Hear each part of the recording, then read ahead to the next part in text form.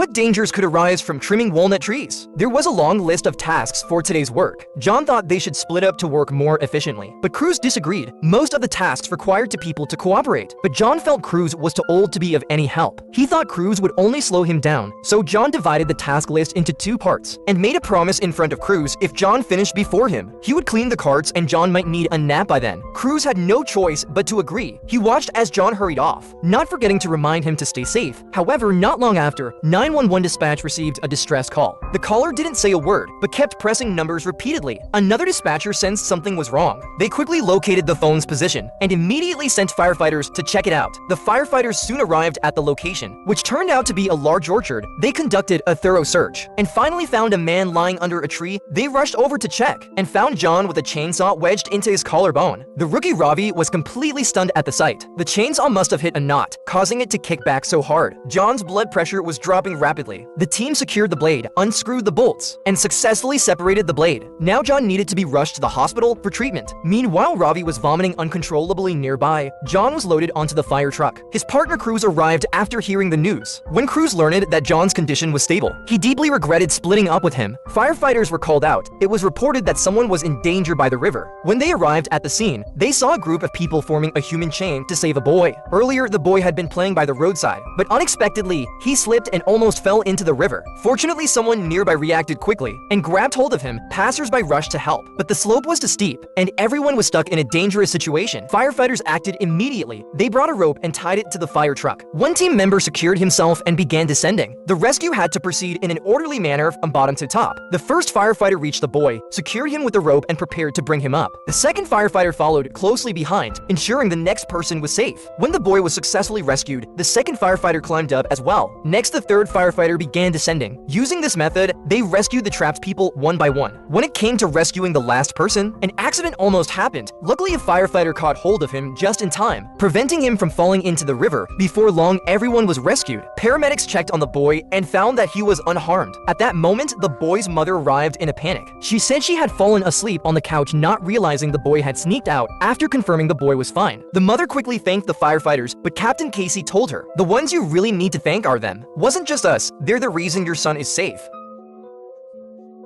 Chicago shows up for each other. That's how we do it. Right. Nice rescue. In an underground parking lot, a mother and her son were arguing. Parker felt that his mother was too strict with him. She should let go and give him more freedom. See me as like this fragile little kid whose hand you need to always hold, when all you really need to do is back off.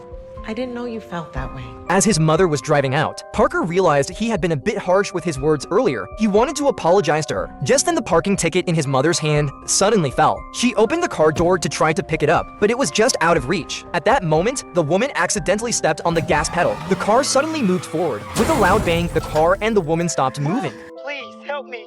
My mom's stuck.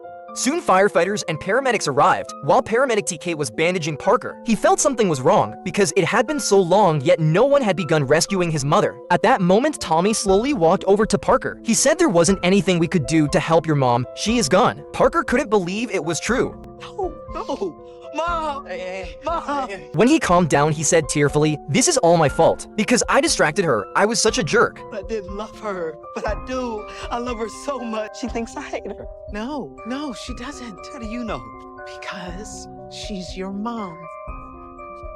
How much do elderly people love to compete? An elderly woman was showing off her newly purchased ring. Her friend, upon seeing it, casually revealed a diamond necklace and complimented the woman's bracelet, saying it looked amazing. Then she turned to everyone and announced that her husband was going to gift her the latest diamond bracelet for their 51st anniversary. The husband, Felix, reluctantly agreed. At that moment, a caregiver came over and mentioned a foul smell coming from the basement, asking if they knew anything about it. The wife pretended not to know and gave Felix a look. Felix immediately decided to go check it out. He hurried down the stairs, and the caregiver Louis quickly followed. As Felix opened the basement door, a foul stench hit him. He glanced at the corner filled with chemicals. Louis then turned on the light, and sparks flew instantly. Felix sensed danger just as an explosion erupted in the basement. Flames spread rapidly. Firefighters arrived soon after and prepared their hoses to extinguish the fire. They rushed into the basement and found Louis injured on the ground. They turned on the water to extinguish the flames, while other team members began rescuing those trapped inside. They discovered a wooden stick had pierced Louis' belly. He was placed on a stretcher, but to everyone's shock, Louis pulled the stick out himself. His condition worsened significantly. The firefighters pressed on the wound to prevent excessive blood loss. Meanwhile, another firefighter found Felix trapped beneath a panel. The firefighters then realized the water wasn't extinguishing the fire. It seemed the water had reacted with the chemicals. They quickly turned off the hoses and switched to using carbon dioxide extinguishers. The fire continued to spread rapidly. Soon sealing off the entire exit, the firefighters acted quickly, using carbon dioxide to put out the fire completely. The captain also found the chemicals in a corner. When Felix was rescued, his wife rushed over to check on him. The captain contacted the police, reporting the discovery of drug-making equipment in the basement. Felix finally confessed. He explained that his wife's constant need to compete and satisfy her vanity had pushed him into a life of crime. However, they never anticipated the explosion that would change everything. The man said he smelled gas. There might have been a gas leak in the building. The firefighters immediately brought instruments to detect it. Unexpectedly, the building suddenly exploded.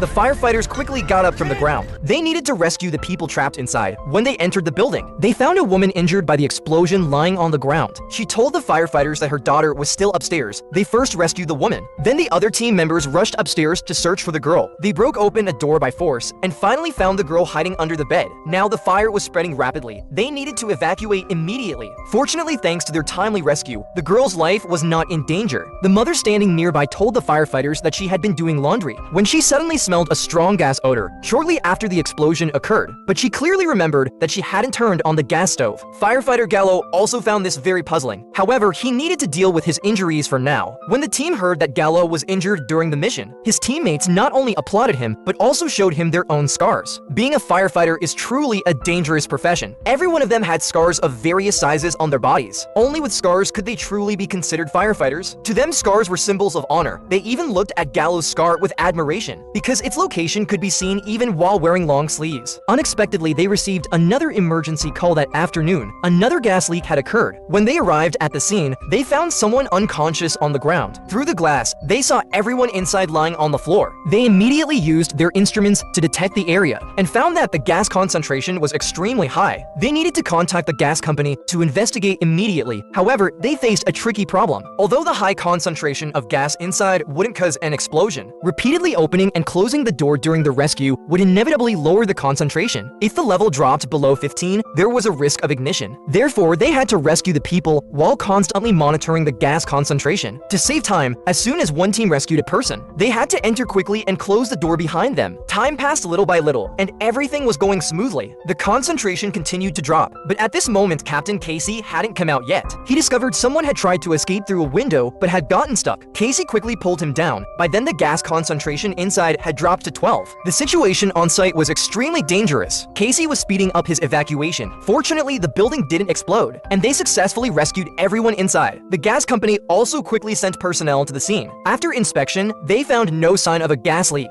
Even they were surprised. In just a few hours, 2 gas-related incidents had occurred in the same neighborhood. This piqued the firefighters' curiosity. They returned to the firehouse to review the data. They discovered that gas leaks in the area had skyrocketed recently. They suspected something was wrong with the gas company. Chief Bowden immediately led the team to investigate the gas company. The company revealed that complaints had surged recently. After analyzing the situation, their engineer suggested that excessive pressure in a certain pipeline might be causing leaks even when valves were closed. They promised to locate the issue within a day. However, that night, a gas pipeline explosion occurred on a street. The firefighters rushed to the scene, rescued all the injured, and promptly shut off the gas supply. Only then did the fire subside. This incident helped the gas company identify the problem. It turned out that a sensor had malfunctioned. The gas company later visited the firehouse, bringing gifts to thank the firefighter for their help and hard work. Without their timely detection of the issue, no one knew how many more people would have been put in danger.